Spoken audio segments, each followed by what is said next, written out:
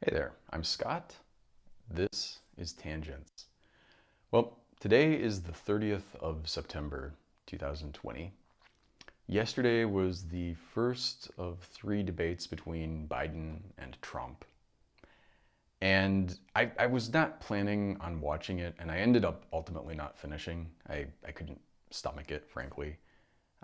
It was predictably, I found it like literally physically painful to watch. Partially because Trump is so awful and just lies so brazenly. And then partially also because Biden, who should be frankly against, like anyone against Trump, should be a complete fucking no brainer. It should be not a problem for someone like me to vote for them. And he's spending the whole fucking time like shitting on the left. I'm not the Green New Deal guy, that's not my plan. Which, incidentally, the Green New Deal doesn't go far enough. Medicare for all, if there's a problem with it, it's that it should be a national health service, not just national, public insurance. All of these things, like he's sitting there doing, and it makes it so fucking hard for me. And I literally, like, I'm feeling like I'm being ripped apart every day by like I know how horrible Trump is. I have zero doubt or question about it. And I almost bring myself to the point where I could go, okay, I understand Tara Reid. I understand all of these other things, which frankly should be unfucking acceptable. Um, just the Tara Reid thing it should have eliminated Biden as even someone in contention, right? Um, I mean, in 1988, in 1988, if you Google it, you can see there's this Connie Chung piece about how Biden got caught plagiarizing. And it was brazen, gross plagiarism, like not even trying. Just like they would show a clip of Biden's speech and then they'd show a clip of some prime minister or some member of parliament or whatever, and it'd be like the same speech. Um, and the flow of information was from, into Biden, not both ways. He has a history of this. His university records are terrible. He's got, so much stuff like that.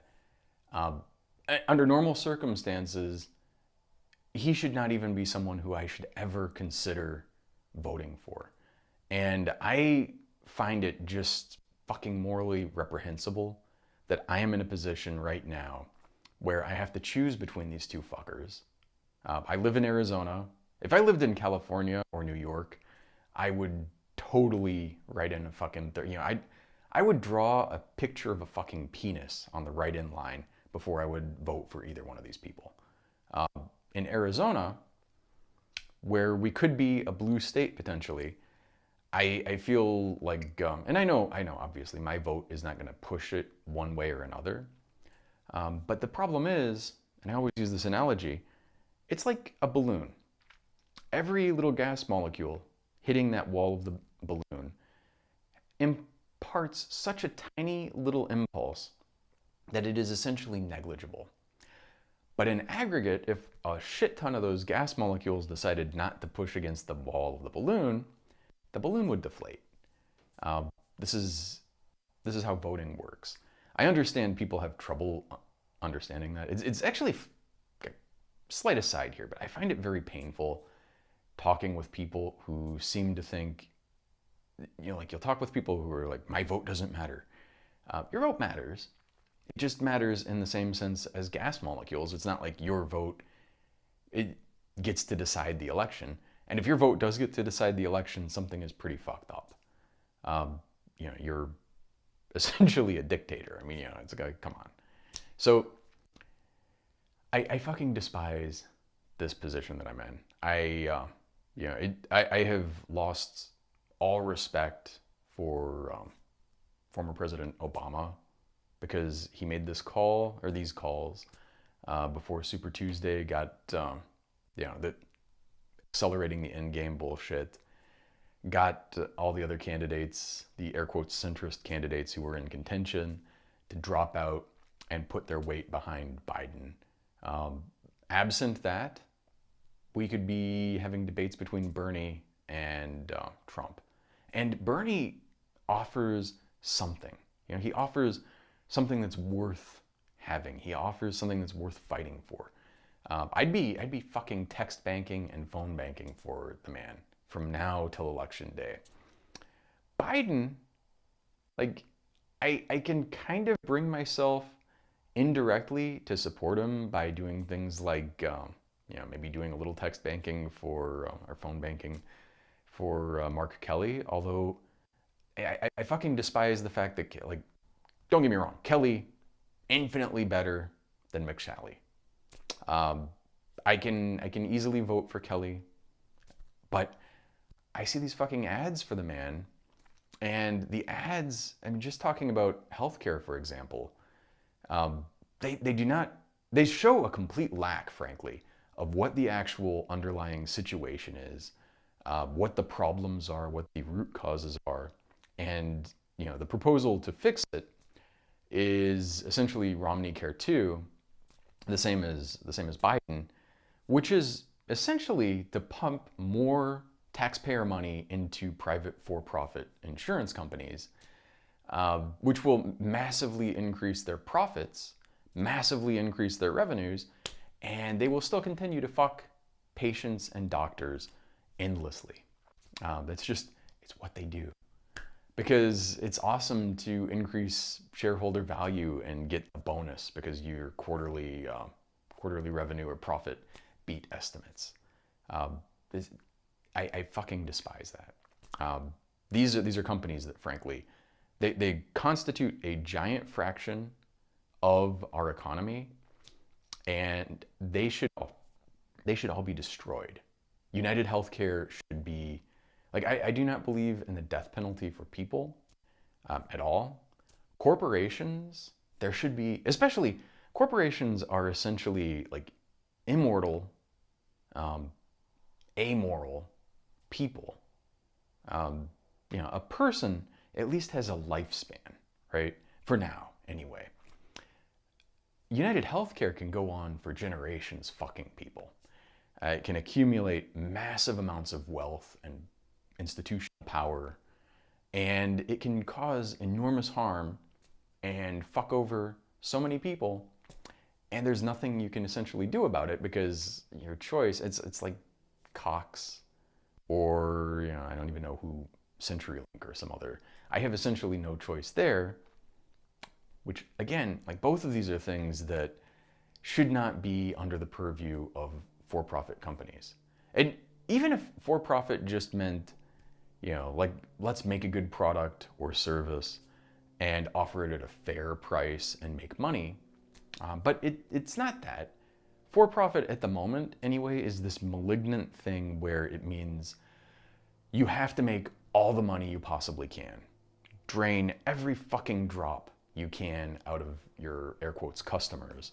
Not that people in general buying insurance should be customers to begin with. You know, and then pay out as little as possible. So you're fucking over the doctors, and you're fucking over people who need health care, and you're taking in a shit ton of money, and then you're paying out as little as possible. This is one reason also, incidentally, and I haven't even gotten to my fucking word or prompt for today, but one reason why I despise, I was very much for, at the time of the ACA, adding a public option. Mainly because I thought it was a stepping stone to actual universal healthcare. Today, I've reconsidered that, and I've realized that what it's going to end up being is that we'll have this massive private for-profit insurance scam where people put in money, the government gives these insurance companies massive amounts of money, and then as soon as people actually need the insurance coverage, as soon as they need that healthcare, they'll get pushed over, like, they won't be able to maintain their jobs, they won't be able to pay for their insurance. They'll end up getting pushed over into the private, or into the public option. The public option then becomes concentrated with people who really need insurance, really need coverage. So the expenses become massive. They're going to have horrible reimbursement rates, just like Medicare currently does. So the doctors get fucked over. And essentially, it'll just blow up and become unsustainable. And then, rightfully, frankly, Republicans in the future will go, hey, look at how fucked up this thing is. See, and then the worst thing is, they'll say it's fucked up, they'll impose austerity, cut it down, and then they'll also use that as justification for the idea that actual universal healthcare can't work. Not because we've tried it and it didn't work, but because we tried a fucking Republican plan, fucking Heritage Foundation plan, fucking Romney Care plan, market fetishist plan, and it didn't work. Predictably, that is going to be used as evidence that real public health care can't work, real public universal coverage can't work, which makes me want to fucking scream. This is one of the reasons also, like, why I fucking despise Biden. Like, I'm on the fence. I literally every day go back and forth between whether or not I can bring myself to vote for him or not. But I fucking despise this man. I fucking despise the party that forced me into this position. And I fucking despise Obama now because he also personally, more than probably anyone, is responsible for this motherfucker being the candidate. This is not the situation we should be in. And the thing that's terrible about it is just as predictable as the sunrise, the Republicans are calling Biden, who's essentially running as an 80s era Republican, they're calling him a socialist. And so you get the label no matter what, you pay the price for that label, just as every Democratic candidate since Roosevelt has been called a fucking socialist. It's just what they do. The idea that you can't put Bernie up because of that was so goddamn dumb. Just, it makes me want to scream at people like, what the fuck is wrong with you? It's not, I just can't even take it. So they want to avoid that, which they're getting anyway, but they don't get the upside. We don't get actual universal health care. We get some bullshit thing that gets labeled socialism, and then it's going to be used as evidence, predictably, that socialism doesn't work, even though it was never even fucking tried. It's just like, what the fuck? It really, like, truly just makes me...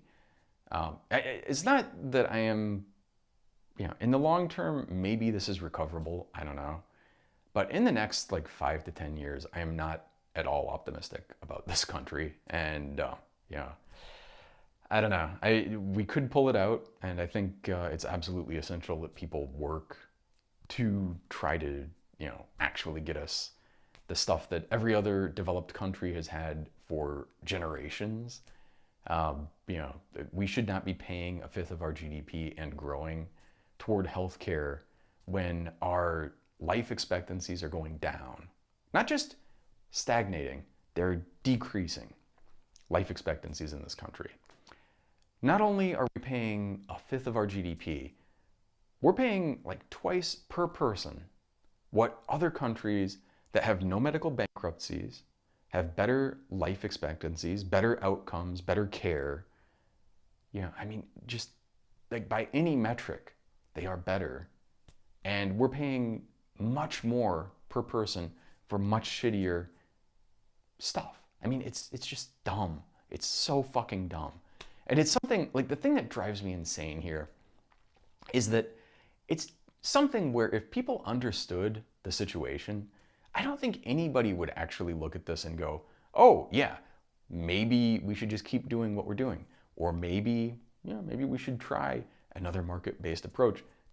No, you just look at this, you look at what other countries have done, and you think, we're doing something fucked up here. Now, I'm not saying necessarily my sort of universal, given my druthers, we would have a national health service.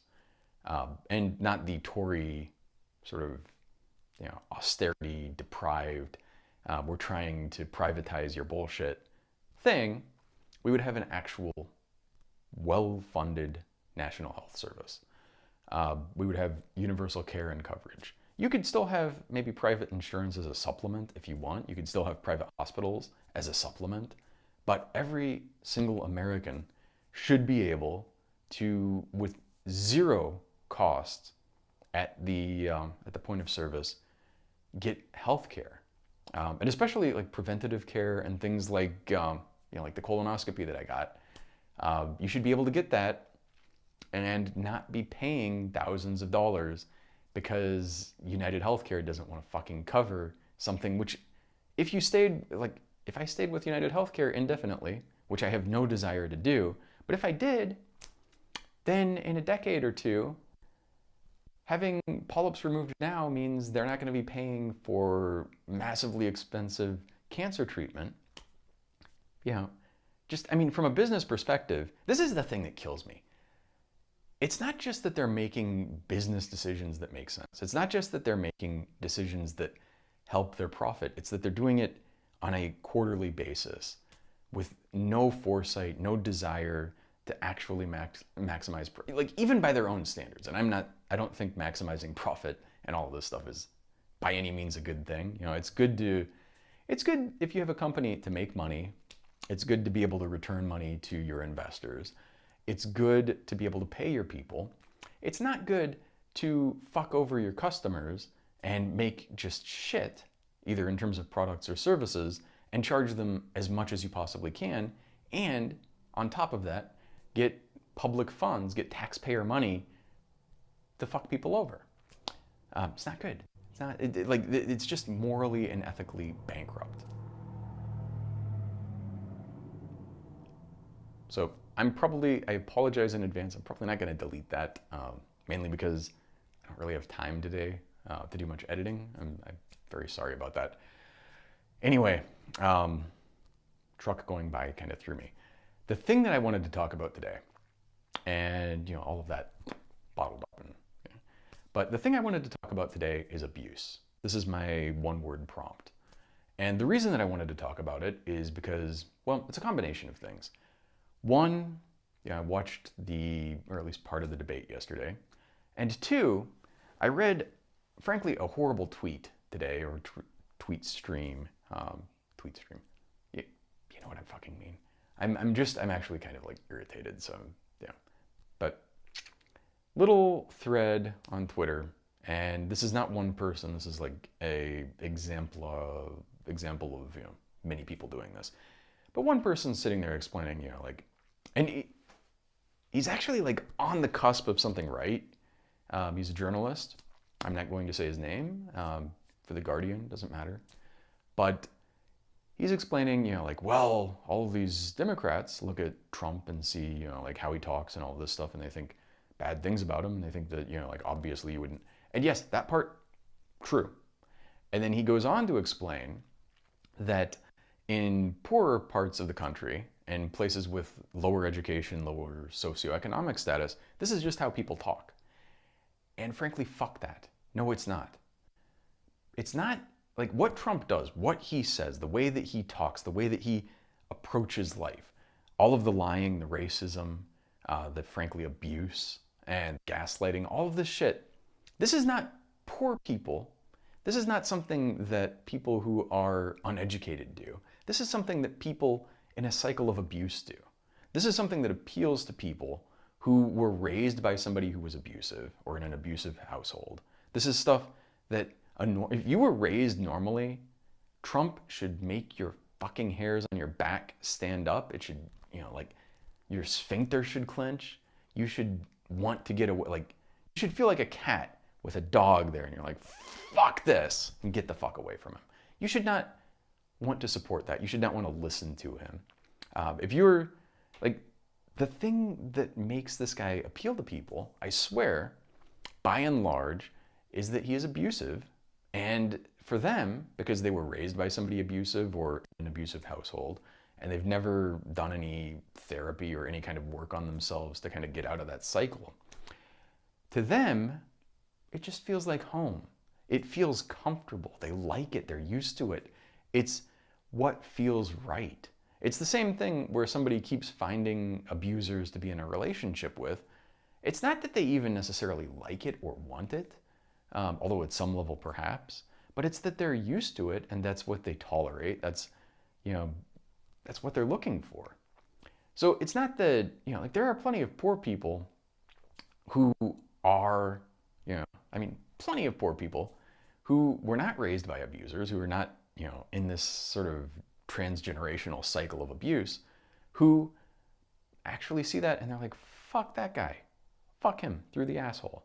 Yeah, they're not, it ticks me off. And also, like, there's this whole lie that his supporters are of lower socioeconomic status anyway.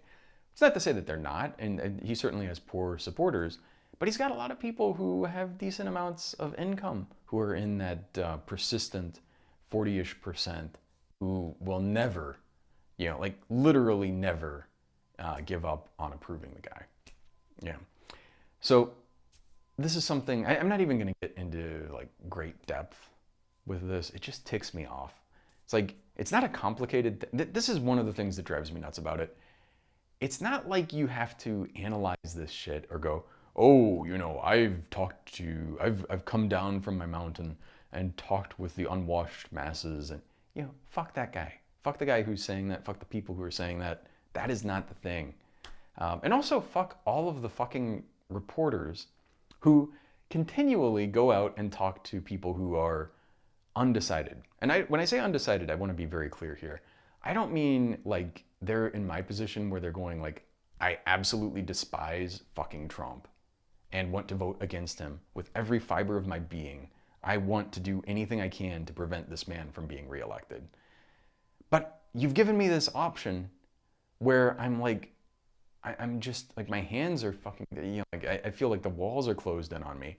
Like I technically maybe kind of have to vote for Biden, but he's a fucking horrible person, you know, and he should, like, this is a man whose political career should have been ended in 1988. He should not have had a political career. He should not have been in the Senate. Sure as fuck shouldn't have been the vice president, and he sure as fuck should not be the presidential candidate of a major political party today. You go up against Trump with this motherfucker, and it's just like it's so, like, what the fuck are you doing to me? I want to, you know. So when I talk about people who are undecided, again, I mean people who could vote for Trump or they could vote for Biden. They're like, I don't know. Now, first off, I don't believe most of these people. I think most of them, by and large, know which way they're going to go. I think a lot of them say they're undecided. They're going to go for Trump. And the reason that they're going to do this is, you know, they want to pretend that they have some kind of, you know, like, I'm impartial and I'm sitting here looking at the facts. It's this bullshit, lazy ass, just cheat code of, I can just sit here and say, you know, like, I've looked at this side and this side, and from my enlightened position, I can see that both have arguments. There's no argument for Trump. I'm sorry. Like, the only even possible plausible argument for him is you're an accelerationist and you just want the American empire to die, you know, and you want to end democracy. Then maybe you consider voting for this guy. And frankly, if that's you, you know, like, you're fucking up our society. Like, the idea of intentionally pushing us into either a dictatorship or just to have all of our civilization crumble, not a good thing. You know, it sucks. If you want just a glimpse of what this is like, live in a house where, you know, the sewage backs up and, you know, not for a week, just for a day. You can't flush your toilet. You've got like raw sewage coming up your tubs and sinks. You know, you have like, imagine that, but you don't get to have it fixed. You don't get to call a plumber. You don't get to call a Roto-Rooter and have them go through the tree roots that have grown through the Orangeburg pipe. Incidentally, if you don't know what Orangeburg is, in the 70s, and I think far beyond then, people thought it was a good idea to make underground sewage pipes out of essentially cardboard and tar. Now, granted, they didn't have as many materials then as we do now, but, predictably, you do that, and then trees grow their roots into them, they clog, and then, then you run the dishwasher, and it's pushing water down the drain, hits that, backs up, and then you have little shit fountains coming up in your bathtubs. I've had this experience, not fun. But in a society where civilization has collapsed, you end up not having running water. Imagine, I don't think you can appreciate how bad it is not to have running water. It's hard to conceive of because we're so used to having access to water. And when I say access, I don't mean in the access to affordable healthcare bullshit thing. I mean, I can just turn on the sink and get water. I pretty much in my life have very rarely been thirsty. And when I say thirsty, I mean just unable to get a drink. I've gone hiking and not had enough water and run out and then you get thirsty, but that's not the same as you've gone a day without water because you just can't find any. There are places in the world where water is genuinely scarce, and imagine that. Imagine, if you've been someplace where there's been a trash strike, imagine what it's like if the garbage man doesn't come by once a week and pick up your shit. It doesn't take very long for that stuff to pile up, and when it piles up, it's horrible. And you start running out of space and you're like, what the fuck am I gonna do? You realize how much garbage people produce. And it's just it's not pleasant. It's one of these things. It's also, incidentally, this is important for a tangential reason, but police have this whole fucking thing about how dangerous their job is. They're not in the top 15 most dangerous jobs in America. And, they're number 16. Their risk per 100,000 hours is something like half, if I recall, of what it is if you are somebody who is a garbage collector. So, think about that. You don't think about garbage collection as a particularly dangerous thing. We don't, venerate garbage collectors. We don't have a thin green line license plate or flag, which incidentally, I'm not a flag humper. I see these fucking desaturated flag with the blue line thing. I feel like if you actually cared about our flag and our country, and you were really a patriot in that sense, I don't feel like you're super keen on fucking up the flag and putting, the cops over it and desat. Slight aside there. But you don't see thin green line license plates. You don't see people going, hey, green lives matter. No, but they have these fucking blue lives matter people. They, people act like cops are doing these great services. 95% of what cops do, I'm sorry to go off on this. It is a tangent though, so it's what I do. 95% of what cops do, and I've looked at this across many different departments. These are usually public records. They're easy to find. But something like 95% of the things that they go out to do not need somebody with a gun or any kind of body armor. Even when they're investigating crimes, they're going out someplace long after the crime has happened. There's no, it's not like they're going out guns blazing trying to protect somebody. And then when they do that, they're more likely to cause harm than to actually help people. My mom talks about this all the time, but now I guess it's kind of distracted by other things. But the LA freeway, pretty much every day, LAPD would be having a high-speed chase, and killing people very often because some asshole stole a car and is joyriding. And these are people with, helicopters and all kinds of other shit.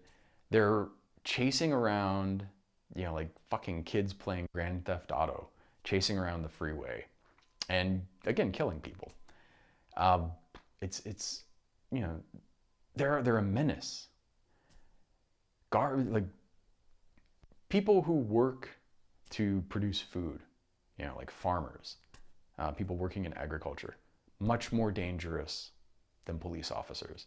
And both them and the garbage men, or garbage people, I don't know, whatever the proper term for this is, but refuse collectors or whatever.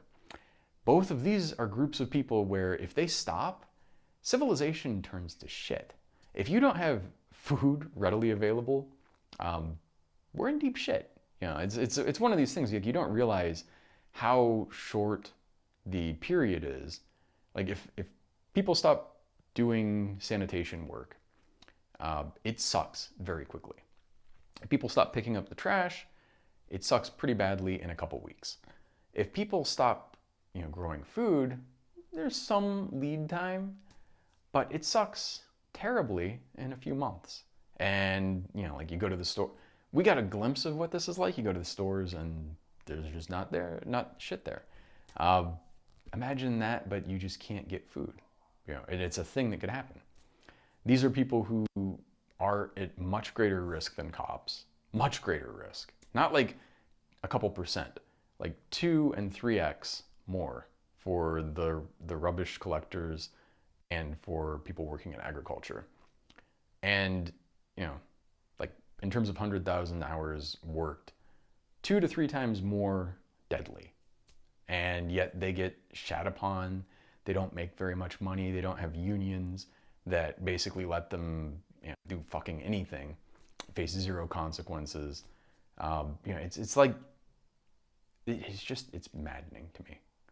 And frankly, cops, in terms of the whole abuse thing, I mean, it's a refuge for people who grew up abused and who were bullies or bullied. It's an interesting thing because being bullied and being abused is terrible and sucks. But some people who are abused become abusers. Some people who are bullied become bullies. It's not like, it doesn't excuse it by any means, but you can kind of see that in this the whole transgenerational cycle of abuse. You'll get people also where, grandpa was abusive and your parents maybe weren't, but you've built some of these things which lead you to be in an abusive relationship or to be an abuser. Because you've not ever really dealt with the underlying things that were there. And especially, kids who are abused very often grow up to be abusive. Not always, certainly. Doesn't explain it, or doesn't excuse it rather, but it does kind of explain it, and you can kind of see how this happens. So with that, I'm gonna go back to work now, and I think that's probably enough for today. As always, thank you very much for listening or watching, and 再见.